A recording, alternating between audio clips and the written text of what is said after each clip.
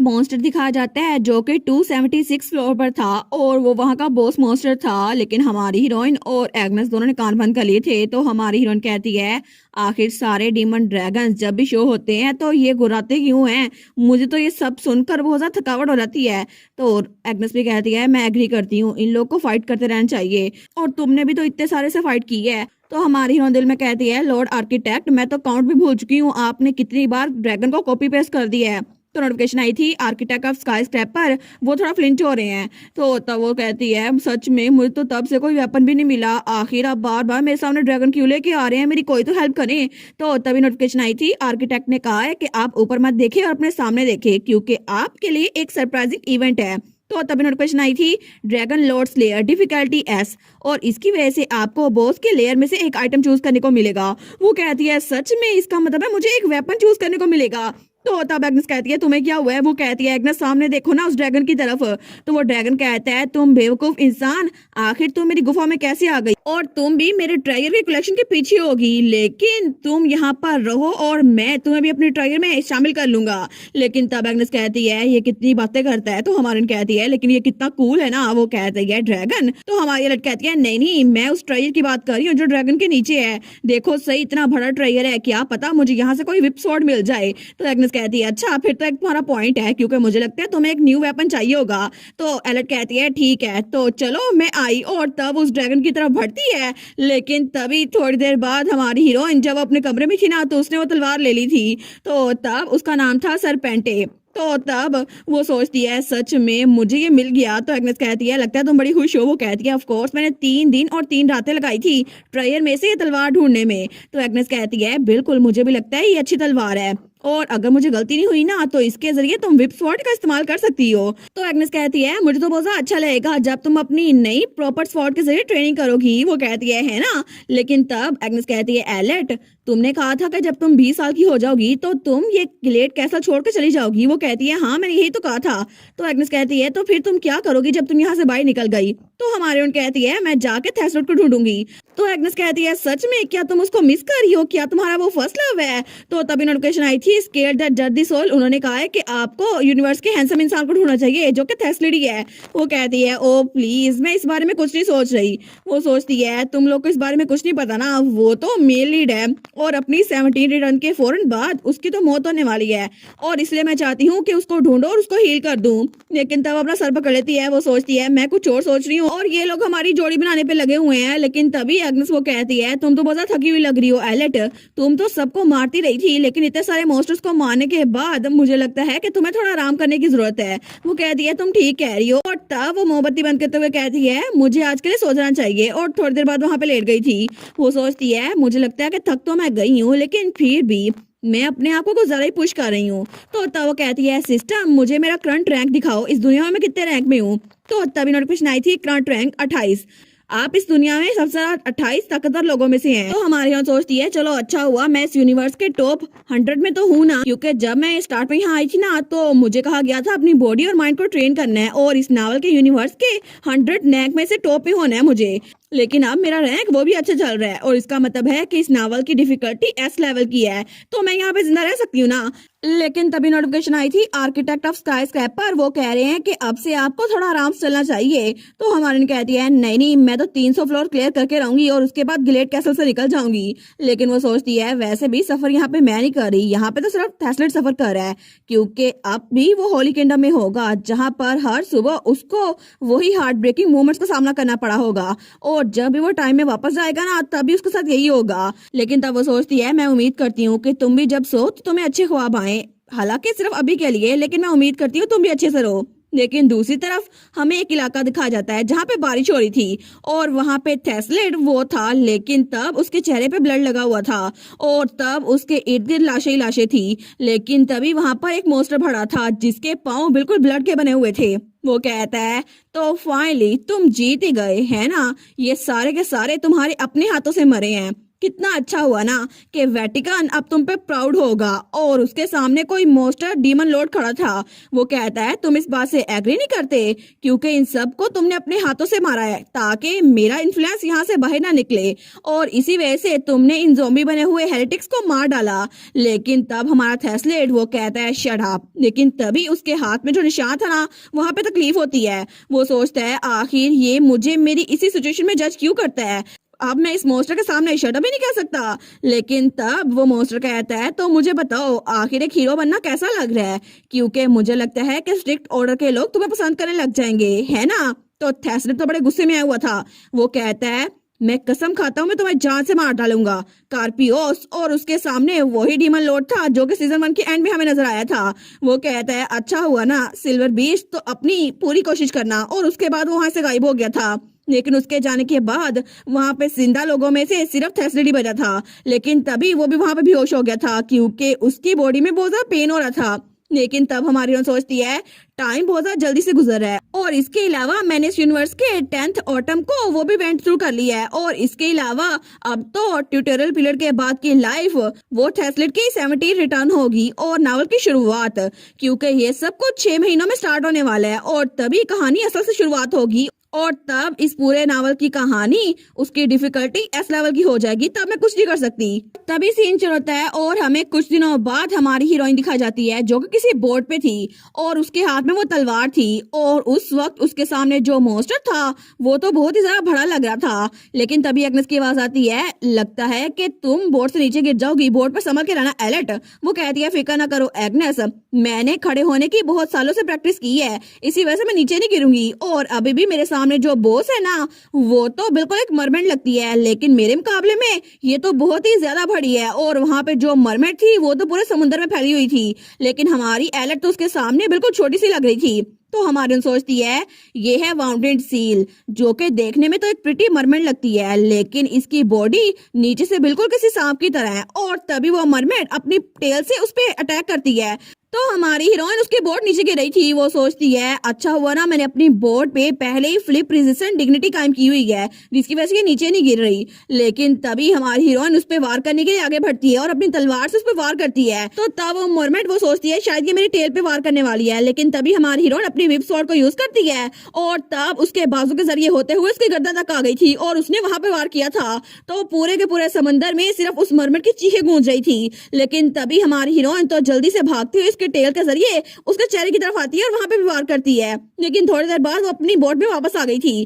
तो तब एग्नेस कहती है एलेट जरा संभल के, और पीछे वो मरमेड उसकी बोट की तरफ अपनी टेल मारती है। तो हमारी हीरोइन की पूरी बोट वो टूट चुकी थी, लेकिन हमारी हीरोइन बड़ी मुश्किल से जिंदा बची थी और एक लकड़ी का सहारा लेती है। तो एग्नेस कहती है एलेट तुम ठीक तो हो ना। तो हमारी कहती है मैं ठीक हूँ, लेकिन मुझे लगता है कि अब मैं तो अपनी डिवाइन एडवांस भी यूज नहीं कर सकती, लेकिन इसके अलावा भी तो एक स्किल है ना, मैं वो यूज कर सकती हूँ। तो एग्नेस कहती है कि हम स्टार्ट शुरू करें एलेट। वो कहती है नहीं मैं ऐसे ही चलूंगी। तो एग्नेस कहती है सच में, लेकिन तुम्हें तैयार रहना होगा क्योंकि वाउंडेड सील अपनी वो वाली स्किल यूज करने वाली है। और तभी वो मरमेड वो अपना गला पकड़ती है और तभी वो अपनी स्किल यूज करने लगती है, लेकिन तभी वो बहुत ज्यादा जोर से चिल्लाती है। लेकिन उसके चिल्लाने की वजह से वहाँ वार्निंग आ गई थी क्योंकि उसके पीछे सारा का सारा समुद्र का पानी वो बहुत ही ज्यादा भरा था, उस मरमेड से भी ज्यादा भरा। लेकिन हमारी उसको देखती है, वो सोचती है अब तो मैं बिल्कुल नहीं बचूंगी। लेकिन तभी वो मरमेड वो सोचती है चलो इसका काम तमाम हो गया। लेकिन थोड़ी देर बाद जब वो देखती है ना तो एलेट वहीं पर खड़ी थी। तो वो मरमेड तो बिल्कुल हैरान थी क्योंकि हमारी हीरोइन के नीचे अल्टीमेट सीज बैरियर था और उसकी वजह से हमारी हीरोइन बच चुकी थी। तो हमारी कहती है कैसा लगा तुम्हें ये फील्ड, ये मेरा फोर्ट्रेस है और यहाँ से तुम मुझे कुछ नहीं कह सकती। लेकिन तभी वो मरमेड उसको गुस्सा आ रहा था और वो पानी उसकी तरफ फेंकती है और अपनी टेल भी ताकि वो मर जाए। लेकिन हमारी हीरोइन तो जल्दी से वहां से भाग रही थी और तभी वो तो बड़ी कॉन्फिडेंट होकर उस मरमेड पे हमला करती है। लेकिन थोड़ी देर बाद वो मरमेड हार चुकी थी और हमारी हीरोइन वहीं पर खड़ी थी। तो तभी नोटिफिकेशन आई थी कांग्रेचुलेशन, आपने 298 फ्लोर की वाउंडेड सील को हरा दिया है और इसकी वजह से आपको रिवार्ड मिले हैं। वो कहती है अच्छा हुआ ना ये रिवार्ड मुझे मिल गए हैं, एक मरमेड स्टेयर है और दूसरा लॉर्ड हाफ की स्ट्रिंग है जिनको मैं बहुत सारे पोशन में यूज कर सकती हूँ। लेकिन तभी एग्नेस कहती है ये तो बड़ा इंप्रेसिव था, मुझे लगता था कि तुम इसको हरा नहीं पाओगी, लेकिन अब तो तुम आराम से एस क्लास के डंजन को भी हरा सकती हो। वो कहती है अच्छा लगा ना। लेकिन वो सोचती है इसके अलावा मेरे पास जो सारी स्किल्स है ना उसकी वजह से तो मैं टैंक, डीपीएस, हीलर और स्पोर्टर सारा कुछ खुद ही बन सकती हूँ और मैं एक ट्रांसमाइग्रेटर हूँ ना इसी वजह से। लेकिन तभी नोटिफिकेशन आई थी, आर्किटेक्ट ऑफ स्काईस्क्रैपर ने कहा है कि आप बहुत ज्यादा थक गई होंगी ना, तो 1 महीने बाद अगले स्टेप पे जाइएगा। वो कहती है नहीं नहीं मैं क्यों जाऊंगी। तो तभी नोटिफिकेशन आई थी, आर्किटेक्ट ने कहा है कि आप पूरी दुनिया में 7वीं स्ट्रॉन्गेस्ट इंसान है, तो आप थोड़ा सा आराम कर लें। लेकिन हमारे उन कहती है क्या हुआ है कि आप कुछ छुपा रहे हैं लॉर्ड आर्किटेक्ट। तो नोटिफिकेशन आई थी नहीं नहीं मैं क्या छुपाऊंगा। तो हमारी गर्ल कहती है फिर मेरे पास कोई चॉइस नहीं है, मैं अगले फ्लोर पे चलती हूँ। लेकिन तभी उसके सामने अगला फ्लोर वो थोड़ा सा ग्लिच कर रहा था, तो हमारी सोचती है क्या। लेकिन तभी वहां पर नोटिफिकेशन आई थी, आर्किटेक्ट ऑफ स्काई स्क्रैपर वो तो साइलेंट स्क्रीम कर रहे हैं। तो वो सोचती है 1 मिनट ये क्या हो रहा है, ऐसा तो कभी भी नहीं हुआ जब मैं किसी नए फ्लोर पे गई हूँ। ये तो बिल्कुल ऐसा महसूस हो रहा है जैसे कि मैं टेलीपोर्ट हो रही हूँ, जैसे किसी और जगह में जा रही हूँ इसी दुनिया में। लेकिन तभी हमारी अपनी आंखें खोलती है तो उसके सामने जंगल था। तो हमारन कहती है क्या। तो नोटिफिकेशन आई थी, आप एंटर हो चुकी हैं स्लाइम फार के केव में जो कि एस क्लास का डंजन है। तो हमारन कहती है आखिर हो क्या रहा है लॉर्ड आर्किटेक्ट, और जरा देखे सही ये सारा स्लाइम। मुझे लगा था ये 299 फ्लोर होगा, लेकिन मुझे लगता है आपने मुझे किसी डंजन में भेज दिया है। तो नोटिफिकेशन आई थी, आर्किटेक्ट ऑफ स्काई स्क्रैपर ने कहा है कि आप इतनी जल्दी पार करी थी ना, मेरे पास 299 फ्लोर बनाने का टाइम ही नहीं था, इसी वजह से आप एक एस क्लास के डंजन में आ गई हैं जो कि इस दुनिया के अंदर है। वो सोचती है अच्छा जरा मुझे सोचने दे कि आपके बारे में क्या खबर छपेगी कि स्काई स्क्रैपर ऑफ सफरिंग जो कि 7 सालों से बिल्ड और अपडेट कर रहे हैं ना, ऐसा लगता है उनका पूरा टावर इनकम्प्लीट था।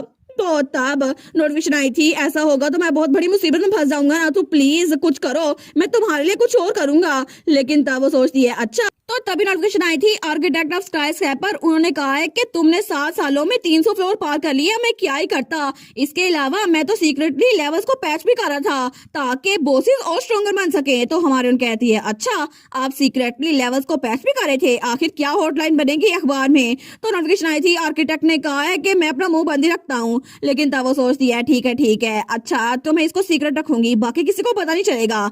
तो उसकी वजह से क्या मैं यहाँ से आउट का रास्ता ढूंढूं और जगह को छोड़ के चली जाऊं। तो नोटिफिकेशन आई थी, जी जी बिल्कुल आप ऐसा कर सकती हैं। तो तब वो आगे बढ़ी थी, वो कहती है ठीक है चलो मैं ढूंढती हूँ कि इसका एग्जिट कहाँ पर है। लेकिन टावर में चाहे एक बॉस कितना मर्जी चैलेंजिंग क्यों ना हो, लेकिन एक बार अगर मैं फेल हो गई तो बार बार वहां जा सकती हूँ और मुझे कोई खतरा नहीं था। लेकिन यहाँ पे अगर मुझे चोट पहुंची तो फिर मेरे लिए थोड़ी मुश्किल हो जाएगी।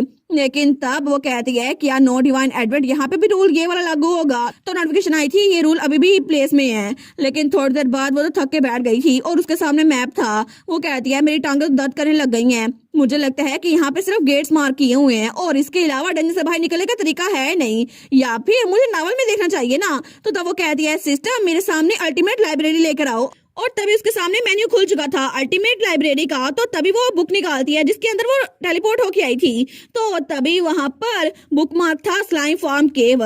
तो तभी उसको वो मिल भी गया था। वो कहती है चलो अच्छा हुआ ना, लेकिन वहां पर लिखा हुआ था लॉर्ड रेवन जो कि ड्यूक वेलेंस्टाइन के बेटे हैं। वो तो एक ऐसा इंसान है जो मेल लीड से सिर्फ गुजारे की तरह बात करता था और उसको एकदम पसंद नहीं करता था, लेकिन उसके लीग फर्स्ट प्रिंस ने उसको जानबूझ के भेजा ताकि मेल लीड से लड़े और बाद में उसकी मेल लीड से दोस्ती हो गई और इसी वजह से उसने मेल लीड के साथ दोस्ती करने की कसम खा ली।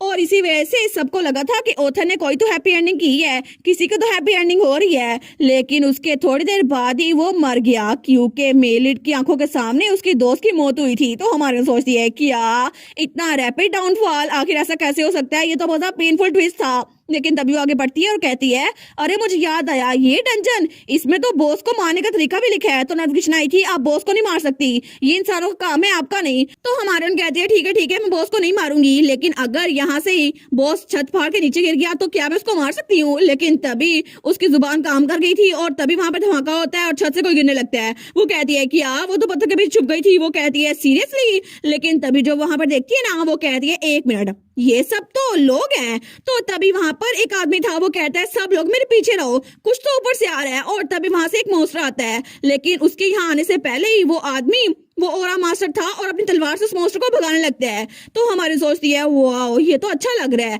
लगता है ये भी ओरा यूजर है। तो वो मॉन्स्टर डरता डरता वहां से भाग जाता है। तो वो आदमी कहता है वो चला गया, क्या सब लोग ठीक हैं। तो तब वहां पे 2 लोग गिरे हुए थे। वो कहता है जी हम ठीक है आपकी वजह से। दूसरा कहता है ऊपर सब लोग, क्या आप लोग भी ठीक है। तो ऊपर भी 3 लोग थे। वो कहते हैं हाँ हम अनहर्ट हैं। वो कहता है ठीक है, मैं लेविटेशन स्पेल यूज करता हूँ, तुम लोग नीचे आ जाओ। तो नोटिफिकेशन आई थी, आर्किटेक्ट ऑफ स्काई स्क्रैपर ने कहा है कि आप उनकी तरफ ना देखें और एग्जिट ढूंढें। तो हमारे उन कहती है लेकिन ये सारे लोग ये तो बुरे हालात में लग रहे हैं। तो तभी एग्नेस भी वहां पर आ गई थी। वो कहती है मैं भी एग्री करती हूँ, मुझे लगता है कि ये सारे सिर्फ बी क्लास का डंजन पार कर सकते हैं, ये तो एस क्लास है और यहाँ पे जो इतने सारे हैं उनमें तो बच्चे भी हैं, लेकिन क्या ये लोग पार कर लेंगे? तो हमारे उन कहती है अच्छा एग्नेस मुझे क्या करना चाहिए? वो कहती है मुझे लगता है कि इनमें से एक अकेडमी के यूनिफॉर्म वाला है, तो शायद ये अकेडमी से पास आउट होके आया होगा, लेकिन ये सबको प्रोटेक्ट नहीं कर सकता। तो नोटिफिकेशन आई थी, आर्किटेक्ट ने कहा है कि अपना काम करें और दूसरों के मामले में दखलंदाजी ना करें। तो तभी वहां पर कोई प्रीस्ट था, वो कहता है माय गुडनेस, आखिर तुम लोग अपने आप को डंजन रेडर कैसे कह सकते हो? ओए रेडर के कैप्टन मेरी तरफ देखो, आखिर मेरे जैसे हीलर को वेटिकन से बुलाने का क्या फायदा जब तुम लोग मुझे मॉन्स्टर के सामने फेंक के आ जाओगे। तो वहां पे वो लड़की बड़ी जख्मी थी। वो कहती है ये सब कुछ इसी वजह से हुआ क्योंकि आपने डंजन बॉस को जगाया था फादर जोकम। तो दूसरा कहता है बिल्कुल, ये डंजन हमें अलाउ करता कि हम अपने रिसोर्सेज लें और आराम से चले जाएं, लेकिन आपकी वजह से वो मॉन्स्टर जाग गया और हमारे पीछे पड़ गया। तो वो प्रीस्ट चिल्ला कहता है फिर मेरी गलती है, मैं यहाँ पर तुम लोग को हील कर सकता हूँ, तो यहाँ पे मुझसे काबिल कोई भी नहीं है, तो क्या तुम लोग मेरे साथ बदतमीजी करोगे? वो कहते हैं नहीं, हम आपके साथ ऐसा कुछ नहीं करेंगे प्लीज फादर। लेकिन वो तो चिल्लाई जा रहा था। तो पीछे से एग्नेस को बड़ा गुस्सा आता था। वो कहती है ये तो बहुत ज्यादा बदतमीज लग रहा है, ऐसा लगता है कि हीलर की शॉर्टेज को अपने फायदे के लिए इस्तेमाल कर रहा है। तो हमारी हीरोइन भी कहती है वाह ये तो विलन है। तो वो प्रीस्ट कहता है क्या तुम लोग चाहते हो कि मुझे इस डंजन से बाहर निकाल दो? ठीक है कैप्टन, तो फिर मुझे यहाँ से सही से बाहर निकालो, बिल्कुल तंदुरुस्त करके, क्योंकि अगर मुझे कुछ भी हुआ ना तो मैं किसी को हील नहीं करूंगा। और इसके अलावा तुम लोगों ने अपने साथ 2 एक्स्ट्रा डेड वेट भी ले लिए हैं, ये बच्ची और वो लड़का जो कि किसी काम का नहीं है, और 2 नहीं यहाँ पर तो 3 लोग हैं। और तभी वो पीछे हमारी अलग की तरफ इशारा करते हुए कहता है वो देखो वो लड़की वहां छुप के बैठी हुई है, क्या तुम भी यहाँ पर आ रही हो ताकि हम तुम्हें बचा लें? तुम अपने आप को समझती क्या हो? तो हमारी अलग कहती है क्या मैं?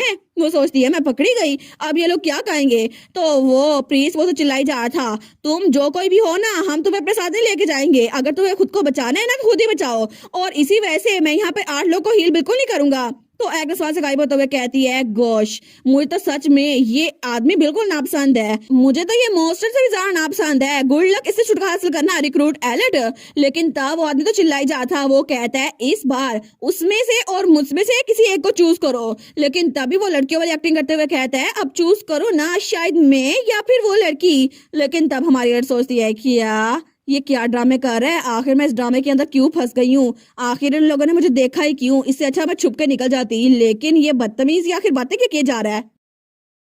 और इसी के साथ ये वाला पार्ट यहीं पर ख़त्म। तो आप लोग बताइएगा आप लोग को ये पार्ट कैसा लगा, और वीडियो को लाइक और चैनल को सब्सक्राइब लाजमी कीजिएगा। बाकी वीडियोस का लिंक भी स्क्रीन पर नज़र आ रहा होगा, तो काइंडली उनको भी चेकआउट कर लें। और thank you so much for watching my videos. Stay safe, bye bye.